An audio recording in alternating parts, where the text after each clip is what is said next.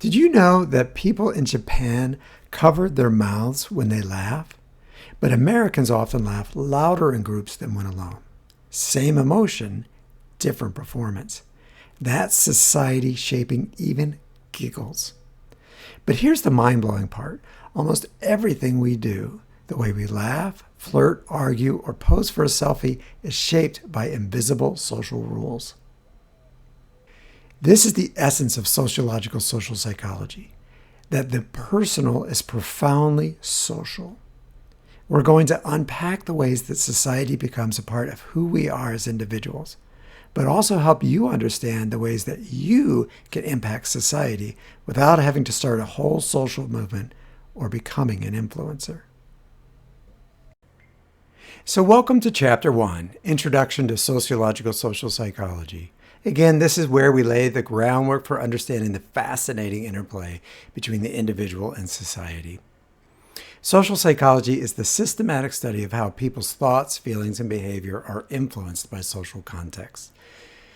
We're focusing on sociological social psychology in this class, which means we're looking beyond just what the immediate social environments are around us to consider the broader social factors.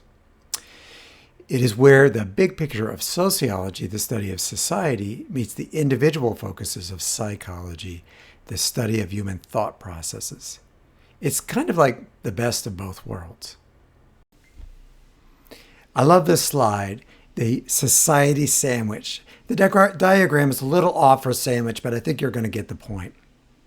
So when sociologists study social psychology, we have to look at society on multiple levels. On the macro level, those are large-scale institutions like the economy, government, education, and family. These are the big rules of social life.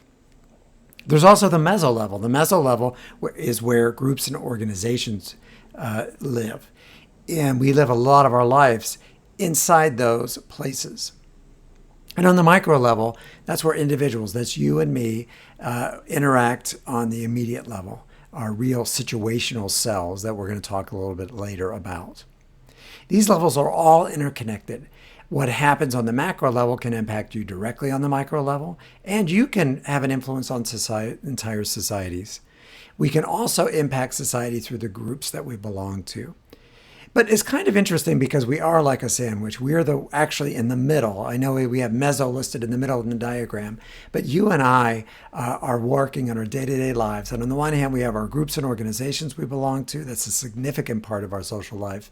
But we're also bound by the institutions, our family, our education, and so forth, that influence us. And we're sort of sandwiched in between those two things. One of the goals of this class is to help you have the tools you need to understand yourself better and understand the people around you better. That's what we mean by when we talk about our social psychological toolkit. These are essential concepts for understanding yourself and other people better.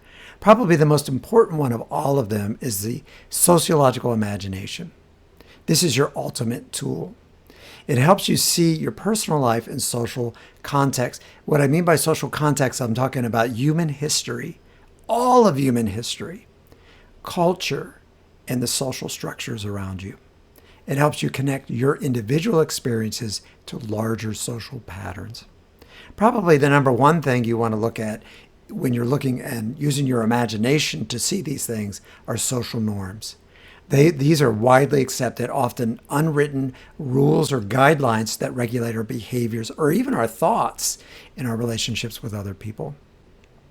Values are those things that are deeply held, ideals and beliefs that underpin a lot of these social norms. But I want to stress with values, they're deeply held. Even though they're coming from society, they're very personal, and it's probably the closest we get to the merger of the self and society. We also have statuses and roles in societies that dictate a lot of what we do. Statuses refer to all your positions in a group or the whole society, often associated with different levels of prestige, power, and respect. So think of things like student, employee, or parent, and how much power they have in different social contexts. Roles are the expectations that go along with all these different statuses, and so sometimes we just sort of put together statuses and roles, but they are technically different things. But roles, again, are focused on those expectations. So what do you expect a student to do? So let's take a moment to reflect on what we just did and look at this picture and apply those tools to understand what is going on in this scenario. A very common situation in which a teacher has a group of students and they're all raising their hands to answer a question. So what are the norms that we can deduct from analyzing this simple picture? One, obviously, is that you're supposed to raise your hand in order to answer a question or to speak. This also speaks to an underlying value, and that value in this case is of order and respect, in this case, respect for the teacher's authority. But there's also statuses involved, right? You have the student status and then the higher status of the teacher. And finally, we have role expectations.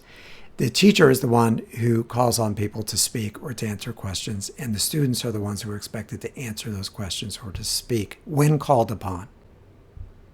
And when you go into different social situations, you should be thinking to yourself, what are the norms at play in this particular scenario? What are the values people bring into this scenario? What are their statuses and roles? And you put together a story for each one of them. And when you do that, then you can start predicting what are they going to do in any particular scenario? What am I likely to do in that particular scenario? And that is the power of this toolkit for unpacking the meanings of everyday life. Ever felt like your life was a script that you're unconsciously following? Maybe it is the first thing that comes out of your mouth when you meet someone for the first time or answer the phone, like, hello, how are you? Or something like that. That's society's institutions and culture at play. Social institutions are stable patterns of behavior guided by norms and roles and all of the things we've talked about up to this point. They include things like the economy, government, family, religion, and education. And when you think about it, the vast majority of our life is encapsulated in those 5 institutions. Culture is simply the unique ways that we live out those institutions, the beliefs we have about the world around us.